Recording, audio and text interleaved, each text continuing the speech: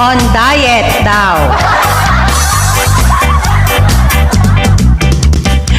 Problema ka na sa iyong katawan.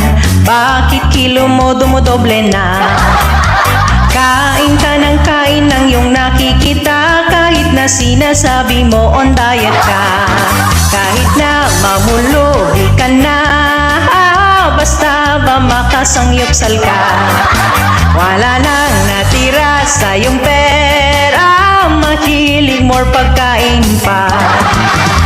Araw ng sakuran ay nakabudget na. Puro pagkain nakalista.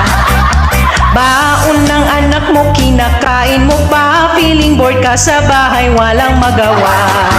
Lamon pa, kain pa, kilo mo doble na. Walang magkasya na bestida. Wala nang